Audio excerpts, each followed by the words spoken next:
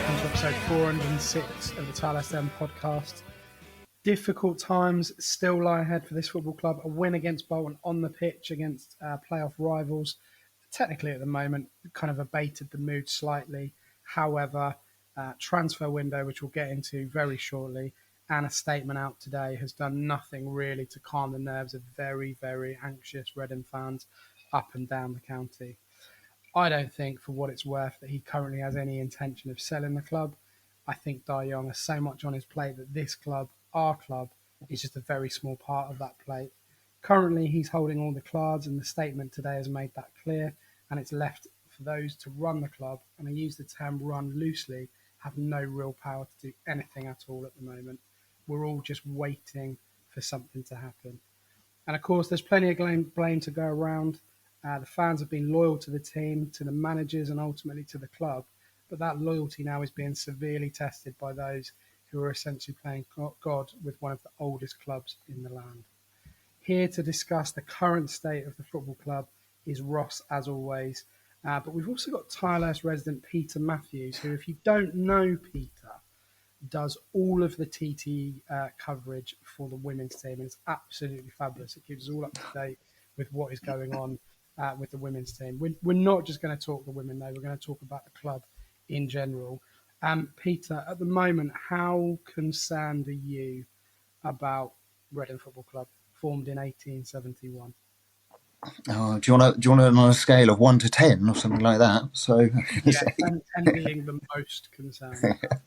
I guess it's got to be an 8 really, an 8 or a 9. I think really it's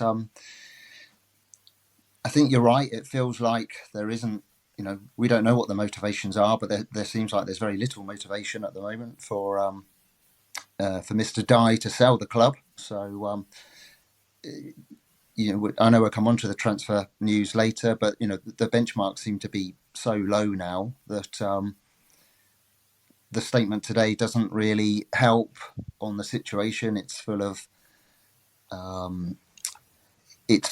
comments that say it's not about that, and then later on we'll say, but however, this helps us with short-term funding. But it's not about the short-term funding. So it's it's very difficult to know what's going on. But you're right. It feels like there isn't a sale imminent. We've lost another individual. There was a comment about interested parties having, something along the lines of sufficient funds in the future and things like that. So, it's horrible, really. So, I don't know where we are. Yeah. Happy intro, listeners. This is a very Ben came out of the traps. I don't know if flying is the right term. Sort of like whatever you would call skimming the water in Dagobah. I think that's what Ben was doing there to come out of the traps. But not feeling too good. Hey, I will say real quick, because I know we want to get through this intro and get into the transfer window and all these kinds of things, but it is funny how we've been calling for them to actually sell players at good times and get money for them for years and years. And that's what they did. That's what they did at the end of the transfer window. So it's tricky, but it's kind of that medicine that we're all sick of taking at the moment. Yeah. Well, one thing we're not sick of is ZC Said Films, who continue to sponsor us with this pod, episode 406, and every pod that we do. Very, very grateful for their support, as I'm sure the team are, of the support that fans give them up and down the country every single week, as they have been in numbers, particularly away since we've been relegated to League One. Really, it's been quite phenomenal away, and I know, Peter, you go to a lot of the away games, most of them actually.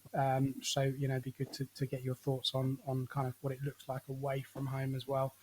Let's get into it. And then we're going to do the transfer window recap first of all, and then we'll talk about Bolton. We've got a new addition to the pod today, so it is doom and gloom generally at the club, but on this pod we've got not just Peter, but a brand new non-talking thing that we'll show to YouTube viewers later on. So let's get into the recap of the transfer window. Be loud and be proud and back the boys and make some noise. Come on, you Oz! Shout out to this week's podcast sponsor, ZCZ Films, showing that age is no barrier to being a hula hoop. All right, welcome back to episode 406 of the Tilehurst End podcast with myself, Ben Thomas, special guest Peter Matthews, and of course Ross Webber alongside me as traditional co-host, if you like. That's what we do. Right, let's talk about the window first of all. Big debate amongst those at TTE Towers, Peter. How do you close a window? Do you slam it? Do you pull it gently? What do you do with the window? I generally try to ignore it, if I'm honest, really. So and I hope you can get through to what I thought was supposed to be a closure in January, but it just creeps into February because that's what happens, isn't it, really? Nobody seems to have a closed business on Friday. That bothered me as well. Yeah, it really bothered me. Yeah, because normally, so you get through kind of January. You know, normally payday on the 31st as well, if you're that way inclined. Celebrate with a McDonald's breakfast, and then you'd have the transfer deadline day on the same day. But that's long gone. Traditions are out the window, quite literally, actually.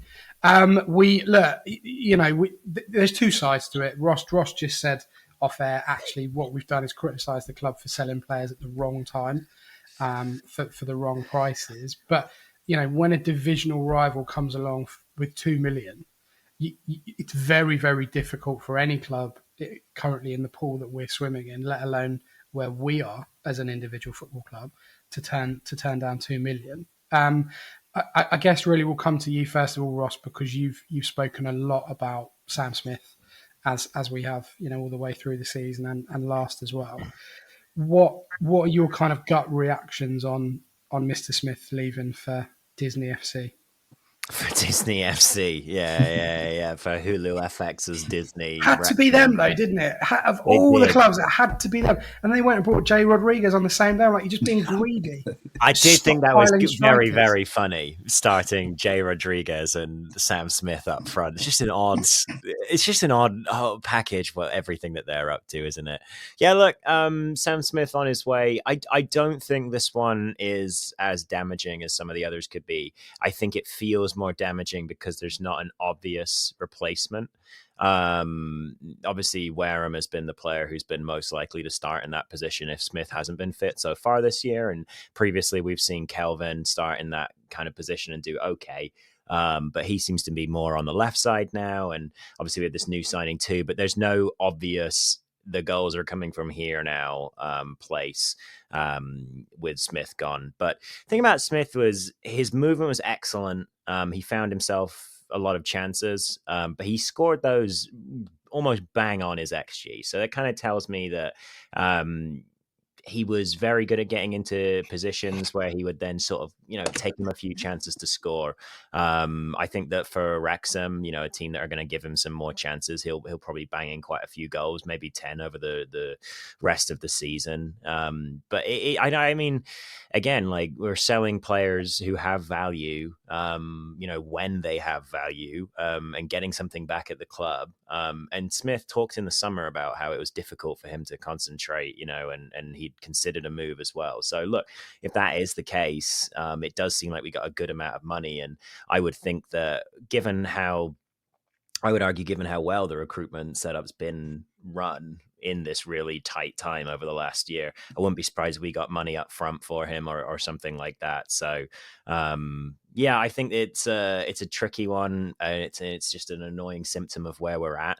But Smith had been, you know, unsettled already, I think. So yeah, it's not ideal, but it's not super surprising to me.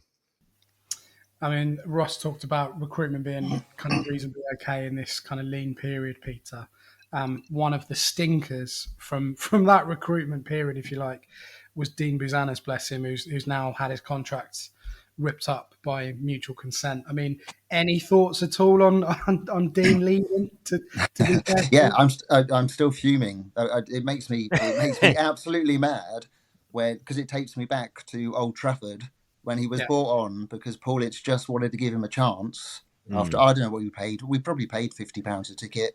He treated it like a friendly, or a testimonial, where he decided to bring his mate on for however long it was, so he could play at Old Trafford. I mean, yeah, I can feel my blood pressure raising as you rising as you talk about it.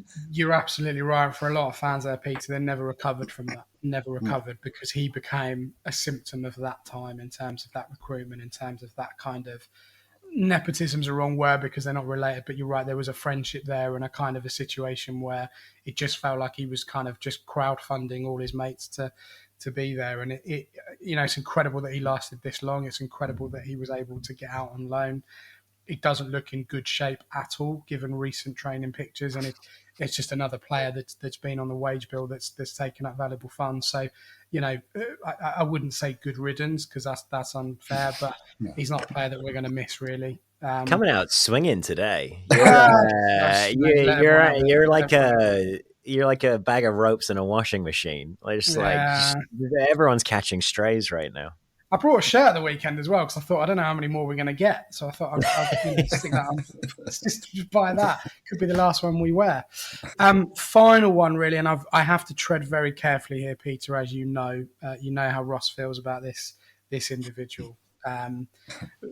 Inevitably, Tyler Bindon was always the one I think on most fans' list that was going to get a move, a big move, to Nottingham Forest, who have done incredibly well this season, and as traditional clubs go, they are up there with one of the best in this country, if not historically Europe, in terms of their previous achievements. How good a deal is it for us? And I'll go with you, Peter, because I know you'll be objective, and I don't want Ross to Brian just yet on the pod. I think 50 minutes into it. How good a move is it for him, I guess, separately, and what about us as a football club? Well, okay. So I think there's two things really. For him, I mean, fantastic. So you're going to a club that's won the European Cup, albeit many years ago. It's actually one of my favourite grounds for atmospheres. Actually, to listen to. It's classic. Yeah, it is. Yeah, it feels proper traditional old ground, and they can make a noise up there. So and what's he going to? A team that's third in the Premier League. So. Fair play to him, and he deserves to, have the chance and opportunity to play at a higher level, and let's hope he does, because a lot of the departures recently haven't succeeded in their, potential or the reasoning for buying those players anyway. Really, so for the club, I think you just have to qualify it really, and I think that's the trouble with all of the transfers and the transfer window that we're talking about now.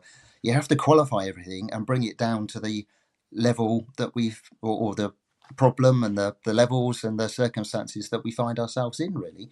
So it's the best deal we could possibly get, to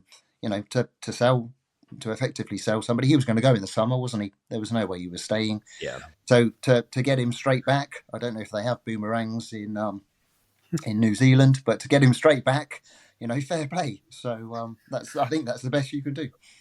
Yeah, I guess, Ross, it doesn't disrupt the developing relationship that he has with Harley Dean, with Mbenge being out, although we believe he's back in full training this week, but potentially saw that somewhere. Hopefully. In terms of him and Dean, it's like for like, that he'll go straight back into the team on Saturday when we play Huddersfield. Is it a positive thing for us over these next few months? Do you think his head will be completely turned by, I say the gems of Nottingham Forest, but do you think his mind will still be on the job? Is it kind of one of those situations we have with Michael Hector in previous years where he went to Chelsea, became, straight back to us? Do you think he's going to be able to be as good as he has been given this move and potentially eyes, on the Midlands when he moves there in the summer? Yeah, I'd say so, because, if you're going to...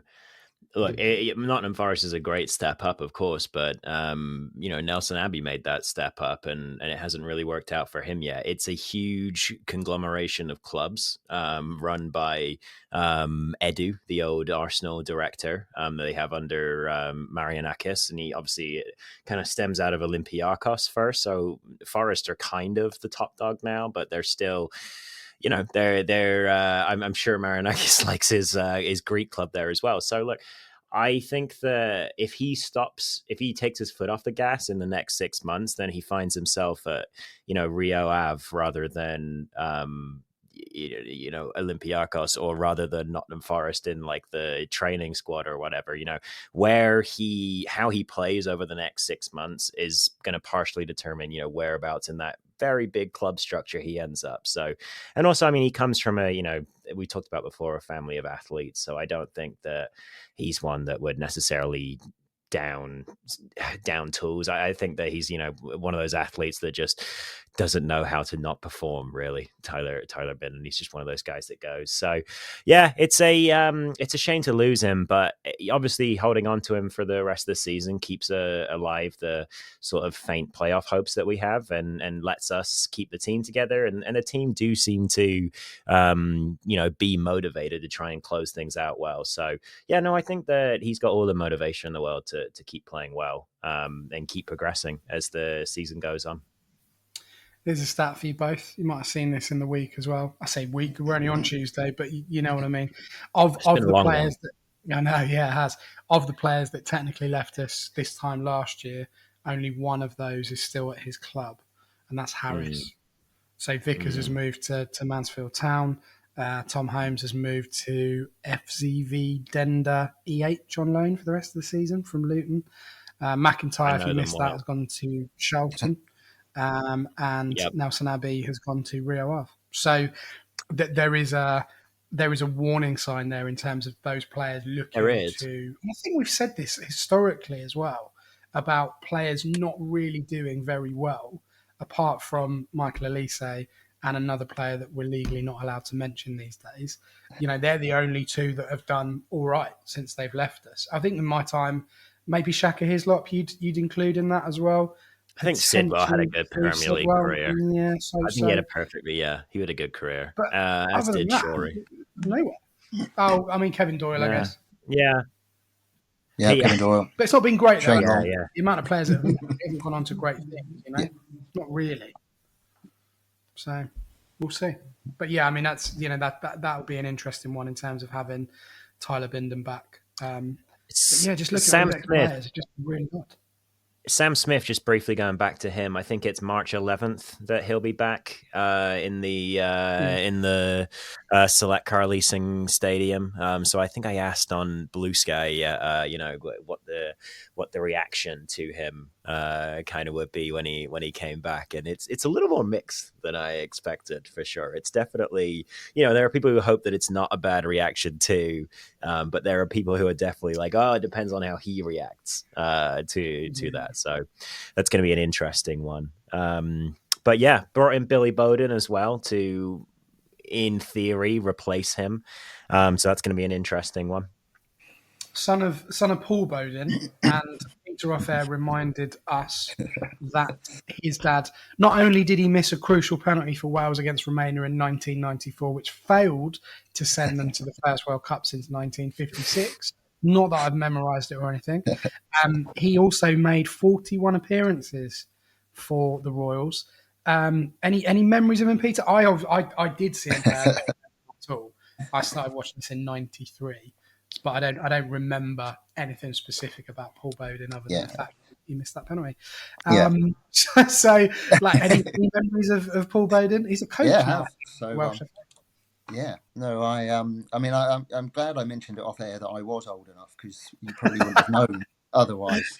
So, exactly. Your youthful looks. Yeah, exactly. So, good left foot. He would have been in a team that was that was very popular, really, with the fans at the time, really. So the Andy Burnells and Barry Hunter, and he would have. I think the managers would have been Jimmy Quinn and Mick Gooding, so Archie Lovell, Lee Nogan, all of that sort of. Phil Parkinson, I think, would have been in the team as well. Oddly enough, to mention the latest villain of Reading Football Club, poaching our best players. Exactly. So, but no, he was good. Yes, steady, good pro, consistent, reliable pro, really. So, good player. Yeah. So hopefully his son. Yeah, hopefully he's taught his son things. I don't know if his son's left-footed. Actually, I know that Ross might know that, but Oh, I wish I knew that. Ross was livid yesterday when he found out that we were getting a player that was born in Swindon and played for Swindon, to come to us. I mean, look, his stats. His stats aren't bad, you know. He's a fully capped Welsh international. I say that, but he's had one appearance. Mainly, kind of spent time in the under 21s. Hal Robson-Kanu made Wales appearances, mate. I mean, like, come on, we literally scored. He scored the best still goal. the best goal, isn't it? Still the best goal. Unreal. You know, he spent the bulk of his career, you know, Torquay United, Bristol Rovers in 95 appearances there. Oxford United, 89. And he's been in a team this season, Ross, with Burton Albion, who have been really struggling. 10 appearances, 4 goals. That's not bad, is it? You know, considering he's been frozen out, in inverted commas. What does he bring to the team, Ross? Are we, you know, he's not going to be a like-for-like replacement for Sam Smith, but it helps, right? Yeah, I don't think he's going to be a like-for-like replacement for Sam Smith, and I think there are going to be some things that he doesn't do that Sam Smith did do that are going to frustrate Reading fans. So there's obviously a high chance that just because that's where the hole looks to be, that he will get at least some games at centre forward. Maybe Jaden Wareham gets to try to stake his place out, but Bodin may well get that you know, spot in the middle. He's not a great aerial ball winner.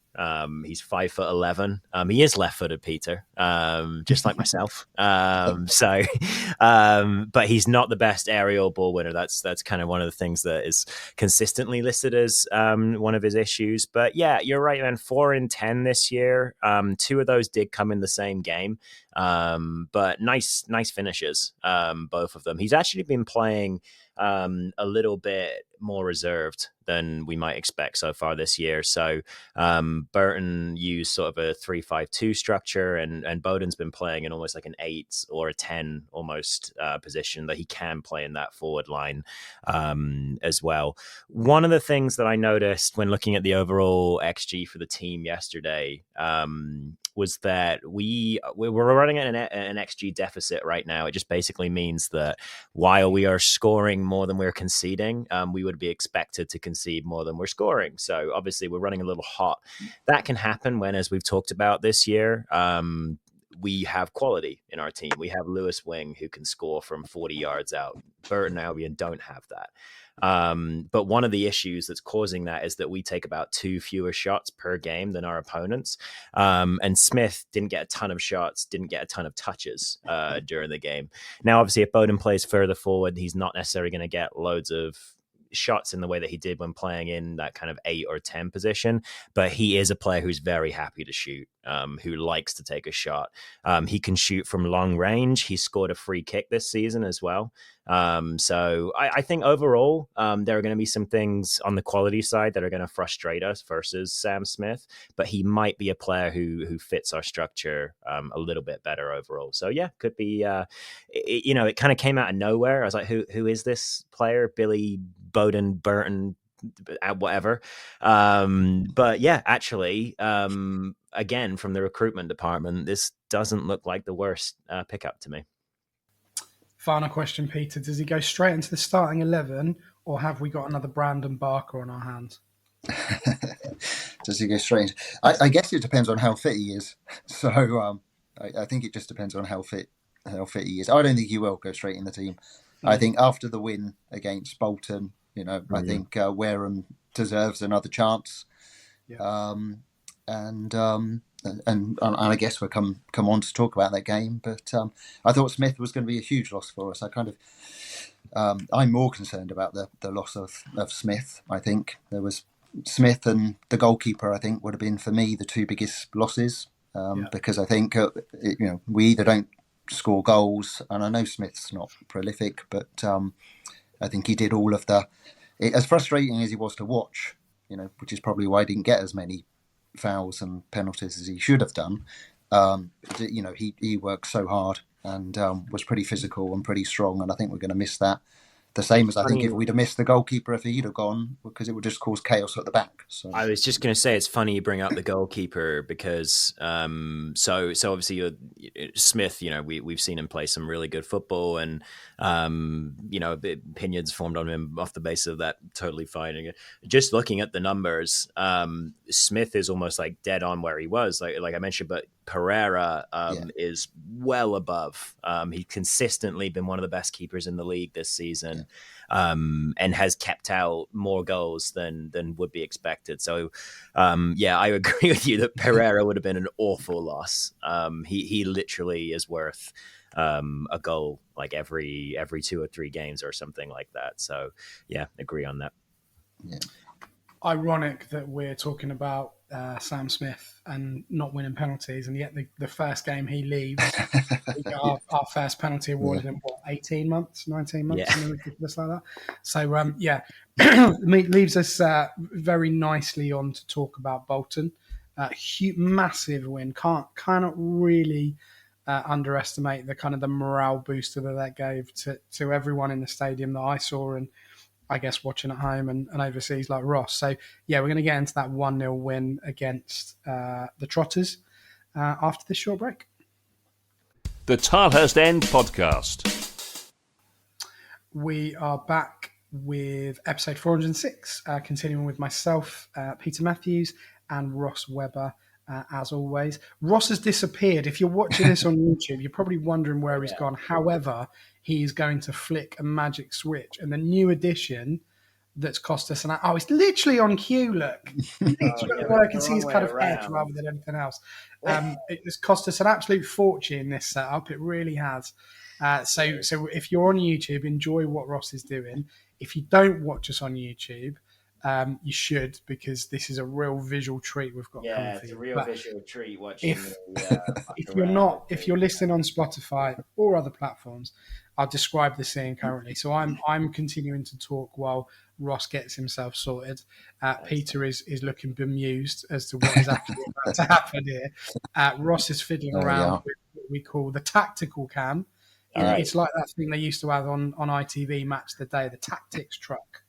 Yeah. This one is from Dick's Sporting Goods, isn't it? It is. Yeah. Who needs an iPad? Who needs an iPad when you've got? I do need an iPad or a Sabutio board or something. Yeah, I'm working on it. Don't worry. He's literally got a magnetic whiteboard with markers. Well, the issue is actually that it's not magnetic. So if I put the magnets near each other, you can see that they will push each other. Rubbish. They move away. Yeah.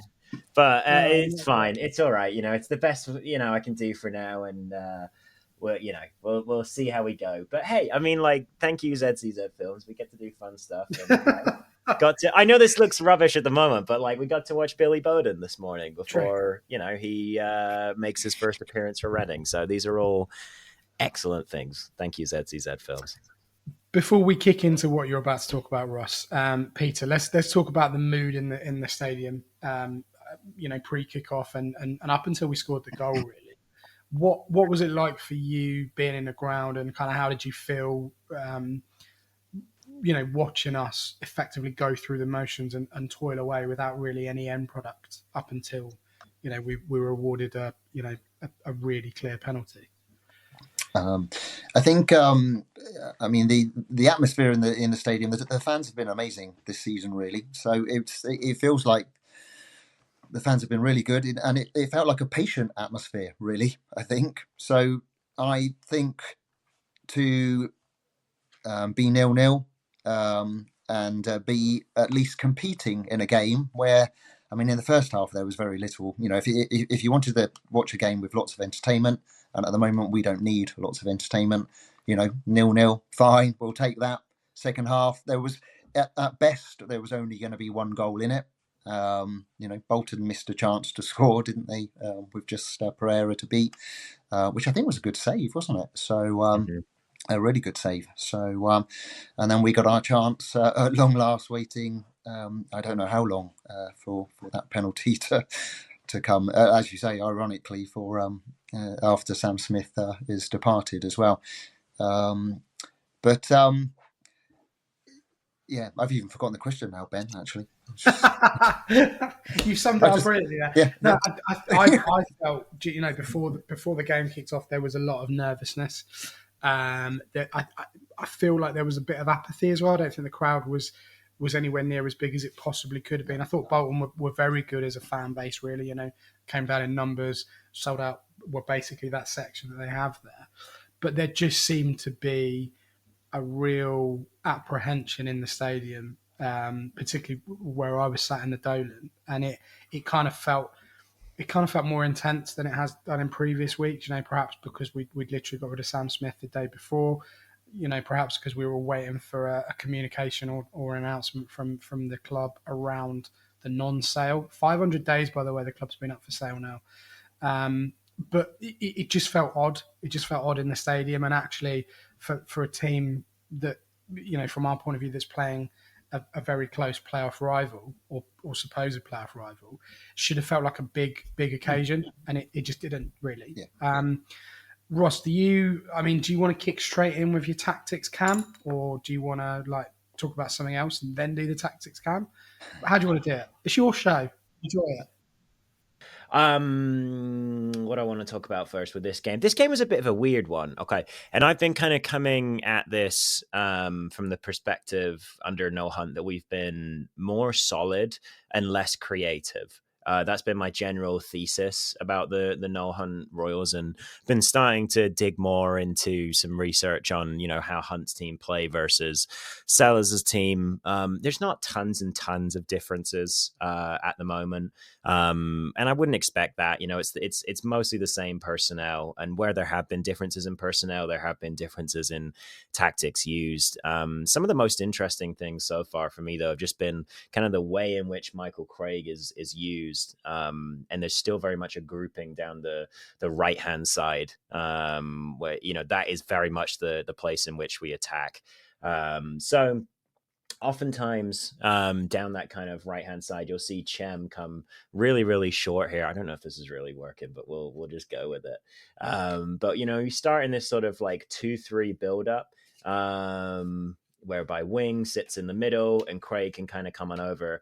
And oftentimes the goal is really to get that ball over towards Craig as quickly as possible, because his interactions with Chem down that right-hand side just lead to us really being able to both retain the ball and be dangerous. I think that's kind of like an issue that we have when we go down the left side, is that we just can't retain it for super long. And Kelvin doesn't quite look fit enough yet, obviously, and Kamara is still kind of working things out as a player. So I think that right side has been really, really important for Reading right now. But just looking back I kind of want to look at this game in totality with some of the most recent games as well. Things are less creative for sure over the last in terms of final production over the last 5 games or so, but in terms of actually reaching that final third, Reading are doing it quite a lot at the moment, and they're actually hitting the final third about 9 more times under Hunt than they used to under Sellers per game. So that's pretty good going. Pretty significant. It's not bad. That's pretty significant. And so, like I said, things are more solid. Go ahead. Yeah. No, I was going to say. Sorry, Ben. Go ahead. You made a point about the right side. Yeah. In terms of Michael Craig, I thought he was one of the standout players on the day. What did you both make of Chem Campbell? Because I think Sim in the ratings described him as a nearly man in the game, which I think is probably quite fitting in terms of there was a lot of endeavour, but very little to zero end product. What did you make of his overall performance? Because we can sit here and say the right side looked really strong. It hasn't in recent weeks, but how does it compare, I guess, to his previous performances? I think it's difficult because it's obviously, when we're looking at a right winger, we're often looking for production in terms of goals and assists and shots and things like that. And like I said, with Bodin coming in, one of the things that interested me is that he does seem to like to take a lot of shots, because I think Reading could do with taking a few more. But I think something that Chem does that's so useful is that he is one of the players that's really responsible for getting that ball into the final third a lot through his interactions with wing and with Craig. So Craig, let's say this is the right back right here on this side, and that's Craig. In the Sellers system, Craig was coming inside a lot more. We saw Wing really go very deep, and Craig would come inside. Whereas now Craig is really kind of like hugging that touchline, getting chalk on his boots and coming up the wing. And ironically, what that means is that we often end up with a bit of an overload in this position over here. So Nibs can get involved, Wing can get involved as he's arriving. You've got Craig coming up here with the ball. And even when we run into these kind of like packed back threes, back fives, we've still got enough players to make quick passes around the side. So something that we saw quite a lot would be the ball arriving into the wide space from the half space and then play directly back into that half space. So it's over and over again versus Bolton at the weekend. And it's just a way that Chem and Michael Craig together are able to keep pushing things, like I said, down that right side, even if once we get up to the dangerous area, that productivity isn't there. It's just consistent that we can progress the ball that way at the moment. And then last week I spoke a little bit about a bounce pass around the side, around the wide areas on the halfway line. I spoke about that passage of play not really being there under Hunt, whereas it was under Sellers. It actually kind of returned this weekend, which was very interesting to see. So just kind of interesting to see them try out little things that have worked before and new things as well, from that, getting that ball into that final third more on average, but also kind of using some of those old things. There's not going to be tons and tons of change, when a midway through the season manager switch happens. But it's just kind of interesting just to start seeing those little differences coming. And look, I loved Ruben Sellers. I'm the only one on this podcast who'll still say his name out loud. But I'm over it. Although he did write a really nice letter to the whole. He did. He wrote a lovely letter to that boy, yeah. Class. But anyway, I guess the saying is I kind of went into my research this week and on the kind of like last few games of Sellers, last few games of Hunt, thinking Sellers is the guy and Hunt is still learning. Kind of what I'm getting from this is that Hunt has already made the team a little bit more solid and compact. And if they can become a bit more clinical as well, if Billy Bodin has a good run between now and the end of the season, Hunt's Royals have the potential to be a better side than Sellers' Royals. So it's exciting. I think I said in my video post-match, I'm just not prepared to write him off as a coach, as a young manager. And same with this group of players. I get there was a lot of anger, after the result, which was poor. No way to spin it really against Burton previous midweek. But I just feel there is, as you said, Ross, a lot of potential here. And kind of to wrap up, the Bolton game, Peter, you mentioned Jaden Wareham earlier on in the pod. What did you make of his overall performance? How close do you think we are to a league goal from him? And, how much potential does he have within this team for the next, 4 months or so until the end of the season? Yeah, I think it's going to be really difficult for him. Actually, he's a goal scorer. So seeing him in the under-21s and seeing him, didn't he? Where were we? Was it Exeter? Wasn't it where we scored in the first? Was it away to Exeter when he scored straight away? Yep. So he's got, he can turn and kick a ball, and he's probably one of those players that, he'll hit it first time. So I'm sure he will score goals, which is great. Ross, you're better tactically than I will be on this, but I thought he was,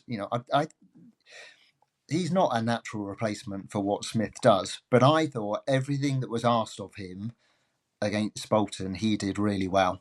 I thought, if you're going to play it safe, apart from, perhaps, trying to score a goal, but if you're going to play it safe and you're going to do everything that was asked, I thought all of his hold-up play was as good as it could have been. His effort was good. His, work rate was great. And I thought laying off the ball. So, I thought he ticks every box. I'd have started with Nibs up front, but I thought he ticked every box and did everything that was asked of him. And that's all you can ask, I think. It's funny you mentioned Nibs and playing him up front, and I agree that he really, really ran. And one of the things that I've kind of pointed out to be a good stat for productive running, I'm going to call it, is how many duels you get involved in during a game. And Wareham got involved in over 20 during this game, which is he's one of the only players outside of Nibs to do that this season. So he's still got a lot to learn, but it at least shows that it's productive running to a certain degree. Well, look, positive win, whichever way you look at it, it hugely helped. The mental health of Reading fans, and really kind of gave everyone a nice Saturday. I say for once, we've had a few good Saturdays this season, but we should be talking mainly around good performances or bad performances or just performances on the pitch. But as anyone who's listened to this pod will know, we haven't been able to do that this season, really. So really, really good result. Hopefully we can carry that vein in some form into February, which is going to be a very, very difficult month for the club on the pitch, let alone off it. We'll come to Huddersfield, which is the next game in a little bit on the pod. We've got quite a few bits in the mailbag, which is not unusual after a win. A lot of people want to have their say and talk about things. So we're going to do that now after this break, and then kind of get into your questions. As always, sponsored by ZCZ Films. Send in your views to the tilehurstend@gmail.com and have your say in the mailbag. Right, welcome back to episode 406. Peter, first question for you. Let me just load it up. Right. David Monday says, is Big Billy Bodin going to be our new penalty taker despite his famous family failing? Sorry, that GM94 still hurts. It does, David. I mentioned it earlier. It does. It still stings a little bit, even though we have been to a World Cup since, obviously. But Peter, do you think he takes over penalties? Because it was a bit of indecision, it seemed like, on Saturday. Like Charlie Savage picked the ball up, and I was like, here we are. We're on the pitch if Charlie Savage scores a penalty. But firstly, I say that's the most convoluted way to get the Welsh reference into it, just for you there, Ben. I thought that was a great question. You might not have seen, and to be fair, it was my wife that told me.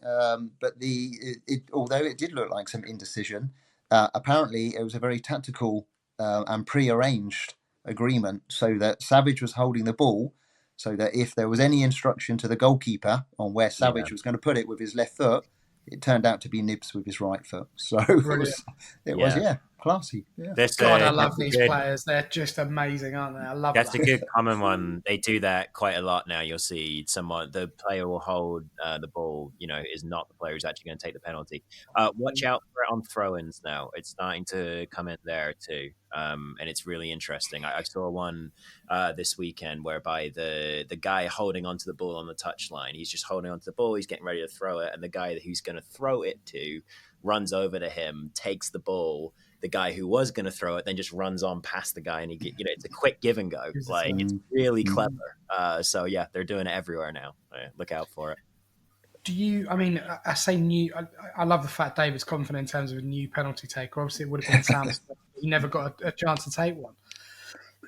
Does Billy Bodin take over that responsibility if he's off the pitch or on the pitch? Sorry.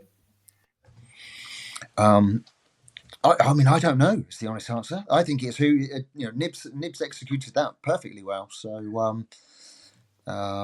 was a good penalty. Yeah, I was whoever fancy, whoever's confident, whoever feels on the day, just grab it. I don't like this idea of penalty takers. I really don't. I always think if you've won it, then unless you're a centre back, somehow wins a penalty by being pushed over, then you earn the right to take it. But that's just my Sunday league chat, really. I think it'll be interesting. I think it will be interesting to see what role he plays in those set pieces in general. Yeah. But also if he is given the opportunity to take. I mean, imagine if we got a penalty in the next game. Be crazy, wouldn't it? I wonder what the odds on that are. Odds on to happen, I would say now. Nice. Just given how that would work, yeah. Yeah, I like that. But yeah, I mean, it's a good question, David. He can't be any worse than his dad. If you've not seen it, just Google Paul Bodin. No one's going to go watch a blinking old Romania, Wales. 1994. It is honestly, the sound of it smashing the crossbar is just chilling. It's chilling. But yeah, I don't think it can be any worse than that. Few bits on the window, really. David Monday again says, in my opinion, the summer transfer window is a much bigger worry than this one. He asks, and I don't know if you two can clarify this, is it 3 senior pros under contract for next season currently? I thought it was 5. I know that doesn't make it any better, but no. We'll do this soon, I think, is the question. We've talked about wanting to talk about the contract situation. And Peter, obviously, if you know anything, go ahead and share. But I think we want to get to the women's team as well today. So we are, I think we definitely want to address the contract situation with the club now that the window has slammed shut, as it were. And it does slam. I think I agree. There's kind of the issues with the contracts, but let's we'll see where we're at. I'm not sure how many we have right now. Steve Bendel says better window than we could hope for. 2 out, but 2 in. Right, I guess he means Bindon coming back is technically another in. So no net losses. Could have been a lot worse. Chem, obviously we forgot the Chem re-sign as well. Yeah, would have been 3. Yeah, 3. There's a bit of conjecture around that in terms of how people view the window. We talked about that already, but it's difficult given the circumstance to quantify. I think any money coming through the door is a positive for us. And as long as Wrexham pay that, ideally in a lump sum, then we should be okay for the rest of the season in terms of paying out wages and bills and everything else. Tom Hill says, Tom, we need to get Tom back on, actually, Ross. He hasn't been on for a little while. Yeah. I don't know why I called him Tom Hill. I just slipped into kind of normal mail. He's just one of these other football players that's just gone into your head as I know. It should have been Tom. He has to ask my thoughts on the metropolitan hubbubs of northern greatness that are Bolton and Huddersfield. How do you feel about those places? Bolton's all right. Bolton's got to be one of the best stadiums in the league, I think. Oh yeah, big time. The view from the away end is phenomenal. Okay. Huddersfield is much of a muchness, really. Nice people in Huddersfield, honest people in Huddersfield. I don't have any major issues with Bolton and Huddersfield as places. Right. Okay. Peter, Wait. I just want to say, if somebody can clip together all of Ben's opinions on various towns for me, that would be wonderful, because he must be up in the 20s at this point. Yeah, they're all right. Bolton's okay. It's all right. Nice sculpture park just outside of Huddersfield. Yeah, it's really nice. Patrick Stewart's a Huddersfield fan, and so I can't. Sir Patrick Stewart, sorry, so I can't knock him too much. Fair. That's a good point. But yeah, they're all right. They're okay. If you and if this is a tip for anybody going to Huddersfield, actually, they normally have lots of pies left over after the end of the game. At the end of the game, so as you're on your way out, you can grab one for just £1 normally. Oh, so it's pretty a wonderful place. Yeah. Do you? If you had to choose, Peter, what would be your favourite northern outpost? And by northern, I mean anything above Watford.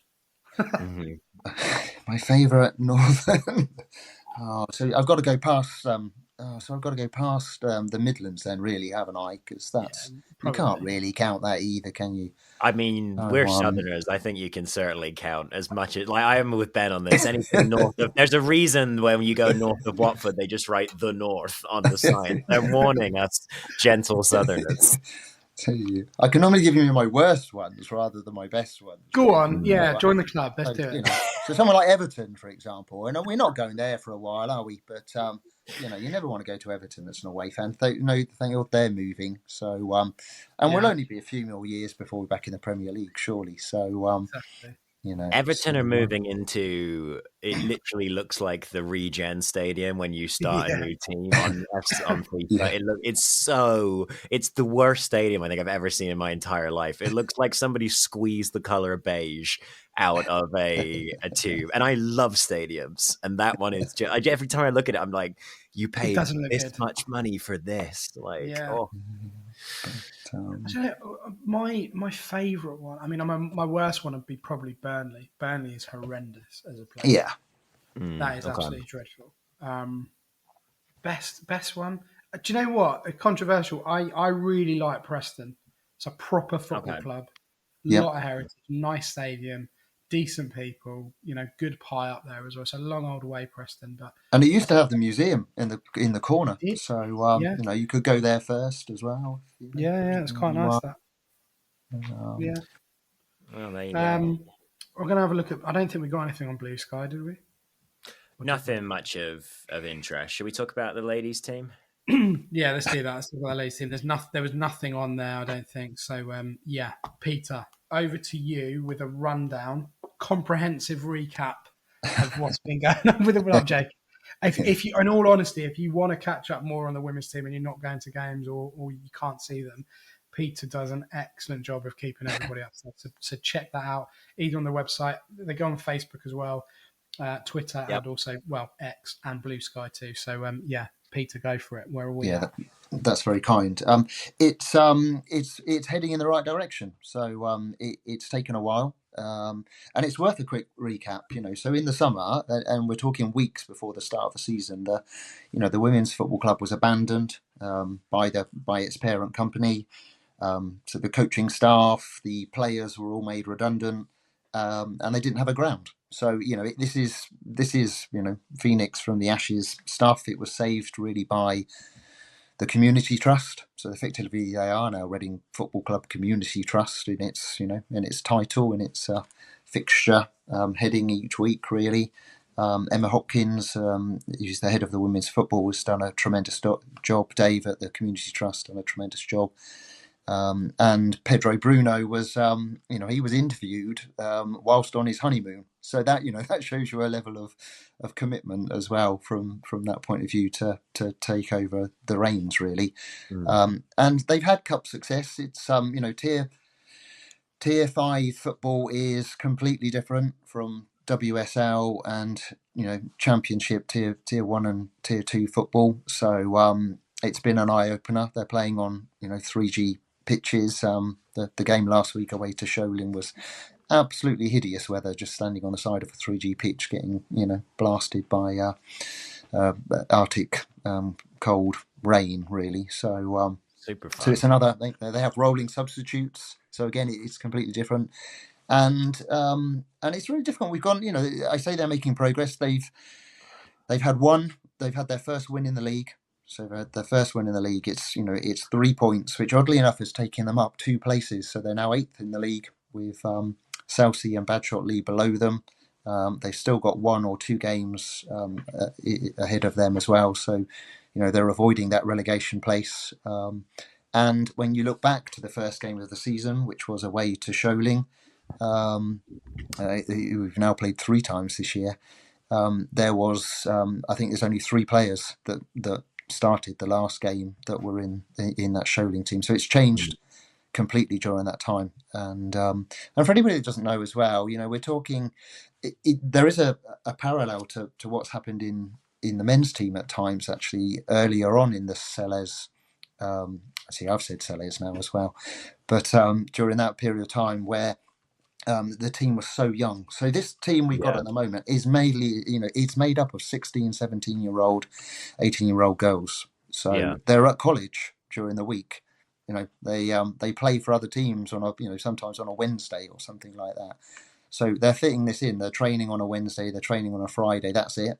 The manager Pedro, he's got a job. He works down in Newbury. So it's completely different. And it was 3 weeks before, 3-4 weeks before the season started that they had to find a ground. Found Slough. It's probably the best ground in the league that we're currently in. But it's in Slough. So no disrespect to Slough, but it's not Reading. So but it is, Well, and they were in Aldershot last year too, right? So they've been moved. If you've been trying to follow them like you have, you're moving around the area.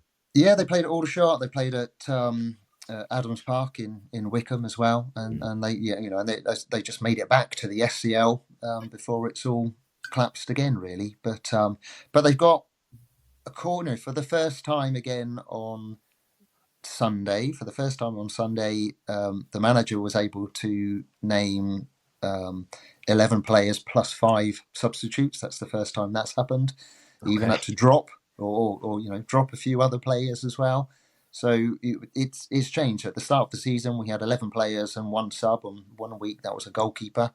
And she had to come on and play centre forward, because somebody got injured. So it has been starting again. So and they don't have a transfer window in the women's football per se, really. So you can sign players, I think, up probably to somewhere like March or something like that before the end of the season.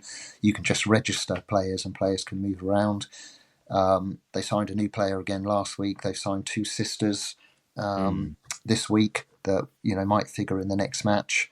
And we've lost the captain of the team, who was Jordan Hosley Atkins, who's gone to Wycombe Wanderers. So so even at this level, there's changes in there. Oh, and I was going to say the parallel, around the Sellers and the men's was that they are so young. They are so young that, a bit like when you are watching a young Reading team, at times the opposition, although may not be as skillful as the young players and girls that we've got, they're just a bit more streetwise, a bit more experienced, a bit stronger, and it's learning about that as well.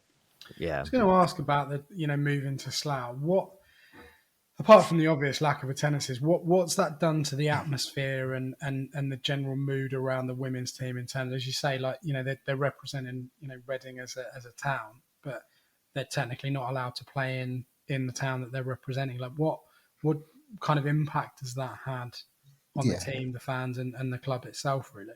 Yeah, well, the numbers have gone right down, really. So as you would expect, really. So where it would have been hundreds or a couple of thousand on good attendances and things like that, you're down to 50 or 100 fans on a good day, really. I think, really, perhaps 30 or something on a bad day. So it's dropped off considerably. The actual stadium itself is really nice. The pitch is good. It's got a really nice stand. It's it's perfect facilities from that point of view. But as you say, it's not in the home of Reading. So tricky. I know you mentioned that obviously there aren't many players left who are actually here at the start of the season. Are there any players who have emerged at all as consistently important players or fan favorites or anything like that? Or is it the case, like you said, with the departure to Wycombe, for the captain, if the players start to play well, they can find better spots to end up? No, there are no players really from the Championship era, really, because you're dropping 3 leagues down from there. I think a couple of the younger players now would have figured in the the academy or the under-21 team at the time. No, there's a really good quorum now of or a really good core, I should say, really, of players that are in the starting 11 or on the bench now each week, and there's some really skillful players. So the goalkeeper is very talented, Cherry Preisner. Mia Bradley plays in various positions, or she's asked to play in various positions, but generally right or left wing, and she's extremely skillful and creative, and is really involved in pretty much everything that happens in the match. Susanna Gasler is another young player that can play on the wing or is helping play down the middle. They've got some really good young players in there. Molly Dench is playing at the back for them, a little bit older than some of the others, but still very young, or a bit more experienced, I should say, really, from some of the others. But they've got a really good squad.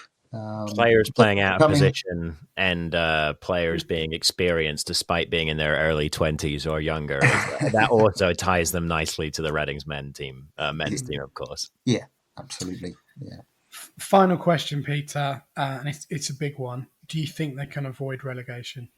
Yes, they can. So they can. So it's all heading in the right direction. Like I said, the core of the team is good.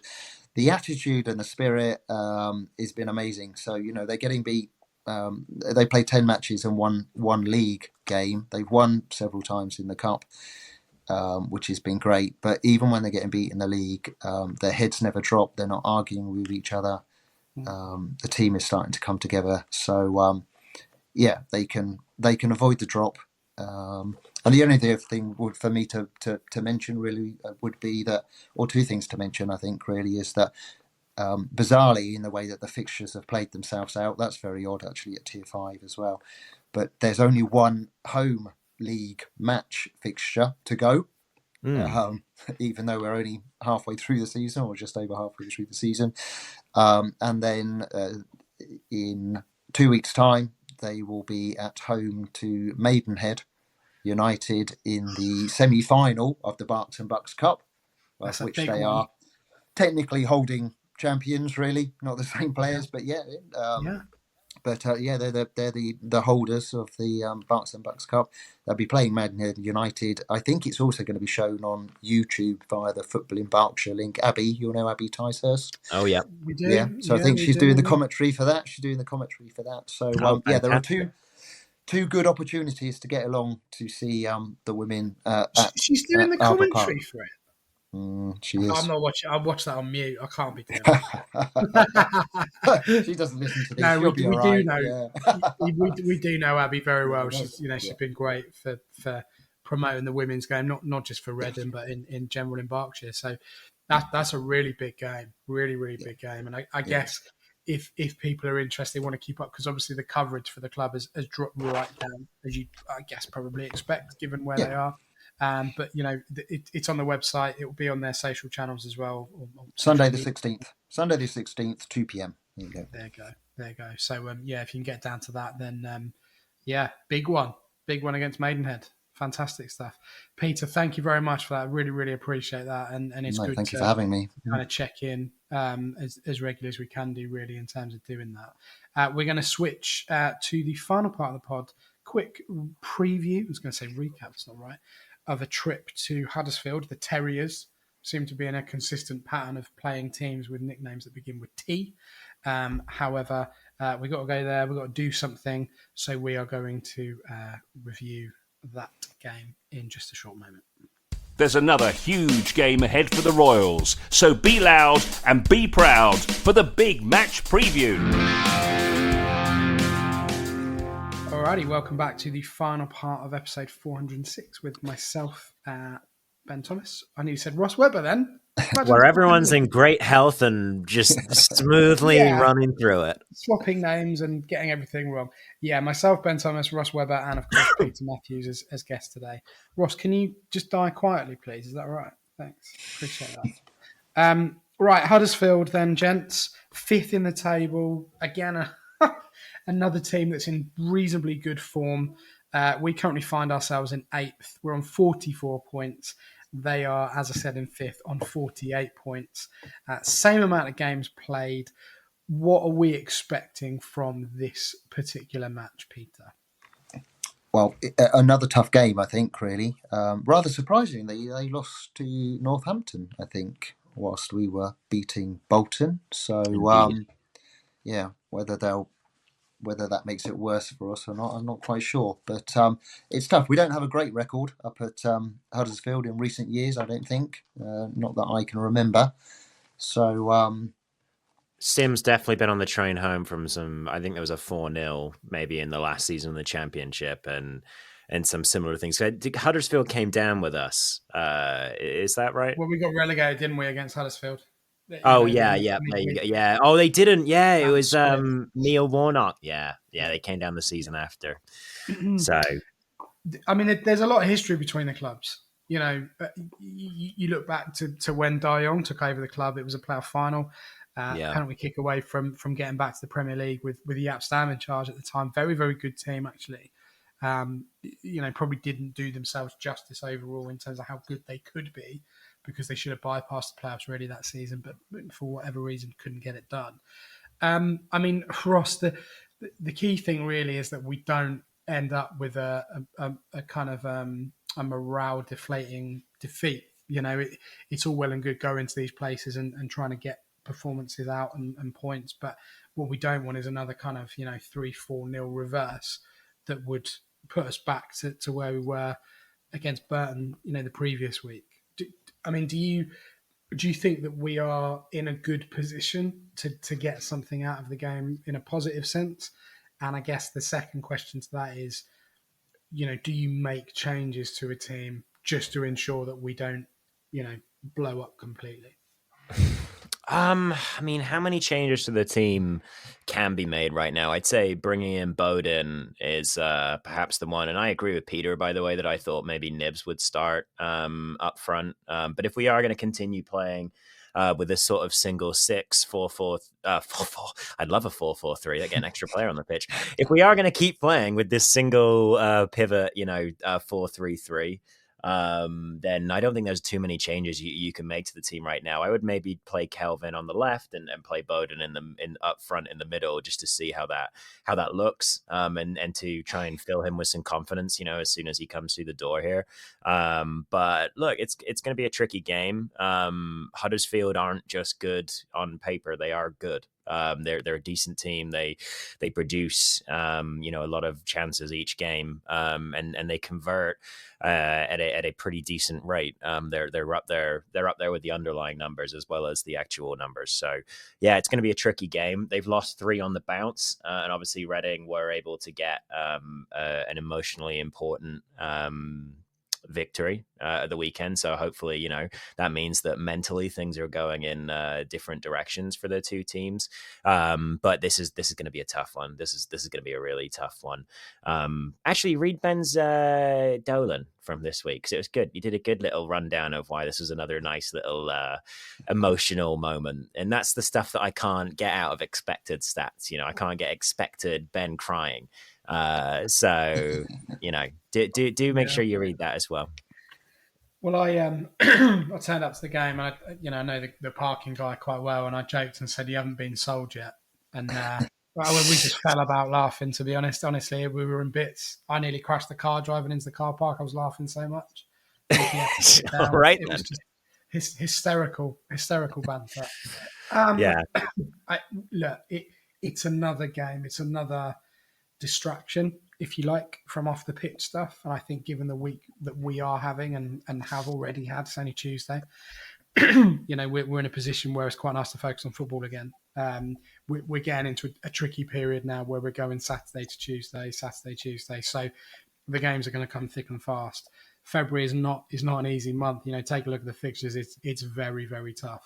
And I think for me, this is a season-defining month in terms of where we will end up. I think we put a poll out on the Tilehurst end about where people feel that we're going to end up, or what the Well, I can explain that quickly, because I think that came off me buggering on in the WhatsApp chat, nattering on. But I'm interested in what you as Reading fans think the percent of chance of us making the playoffs is, because I think that a lot of the work that was done over the transfer window this year, look, it sucks to lose Sam Smith, it sucks to lose Tyler Bindon, but I don't think this transfer window is as damaging as last January's transfer window. 100%. I think that there's somebody at the club who thinks that this squad can get to 6th place with 46 games gone, and that's kind of why they strengthened the way that they did, and that I think they must have prioritized Bindon stays for the rest of the season. I think that, and they talked about that in the statement too. So I think that it's just gonna, I think that percentage chance, regardless of whether you think it's low or high, I think that somebody at the club thinks that it's doable at the moment. And hopefully we see that. But my main point here is we are going to know this time next month, whether we have a snowball's chance in hell of making the playoffs. Because as Ben says, this is the month where we've got to do it. If we want to be there, we've got to beat some good teams now. And we did that on Saturday. We beat a good team, but we've got to do it more. I mean, the positive is that we're playing a lot of the teams around us at home. So, we've got Huddersfield to come, we've got Birmingham, we've got Wrexham, we've got Wickham. I know they're kind of slightly higher up the table. We have got Wickham at home. We haven't played them at home yet, have we? No, we haven't. Yeah, we've played them away. Yeah. So look, there's a lot of clubs still to come to the SCL, and it's in our hands. Then, you know, our home form generally has been pretty good, but I just feel this Huddersfield game is a little bit tricky, and what you don't want to do is then get back into the losing habit. You know, if we can get something out of that game, it takes us nicely into the next block of games. So, look, as always, very, very hopeful in this pod that we can do something. Realistically, it's a difficult game, you know, to go up to the... Is it still called the John Smiths? I think it is.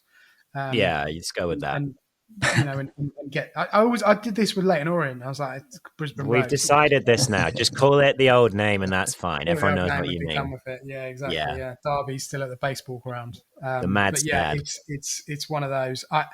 Look, I hope this time next week we're talking about a positive result. I really do. And I hope that things are beginning to progress. I don't think it's going to be this week. I think February is going to be a massive month off the pitch as well. You know, 500 days, as I said, to have something up for sale and not progress is ridiculous. It's absolutely ridiculous. And, you know, people will disagree, but I am still of the opinion that he's not massively committed to selling, because in that time, you would have found someone to be able to do it. You're just bookending this with misery today. You're like, you heard the 500 day, it's 500 days of bummer. That's what we've got. Yeah, exactly. Well, you know, let's hope we don't get to 1,000 days, because I don't think there'll be anything left to sell at that point. Do we get filled out Nero's card if we get to 1,000? Well, we should start making mugs, shouldn't we? Yeah, we really should. Yeah. You get a free hot dog, Ben. You get a free hot dog, Ben. Exactly. Yeah. They were delicious on Saturday. They were so good. Nice T-shirt. I watched my football club got sold, and all I got was 5 years older. yeah, exactly. Listen, Peter, lovely to see you. Thank you so much for joining us. You know, I hope you have a good rest of the week and safe. I guess you're going up to Huddersfield, so safe travels up there, and bring us back some points, please. Yeah, we'll try. Yeah, and a pie for you, Ben. And exactly. Yeah, keep it in your pocket. I'll collect it from Tilehurst. Ross, good luck with everything. I know I'm saying good luck, but you know, try and tweak that board a little bit. I'll try and tweak that board for next week. That was a little bit loose. That was good. I like it. It's enjoyable. And the thing is, if you listen to this as an audio, definitely check out the YouTube version, because it's good visually. It's nice, because I'm really lighting up the boards, the guys. So you're going to want to see this high-tech stuff over on YouTube. But yeah, come on over. I'm coughing again. Hang on. Cut this, Ryan. Thank you. I can't remember what I was going to say. Just finish the pod. Yeah, all right, we're going to go. We're going to go. Chins up. We'll get there at some point. We really will, and it will be a great day when we do. I know I've said that several times this season alone, but we've got to get there at some point in some shape or form. So yeah, have a good week. Look after yourselves, and come on, you Arts.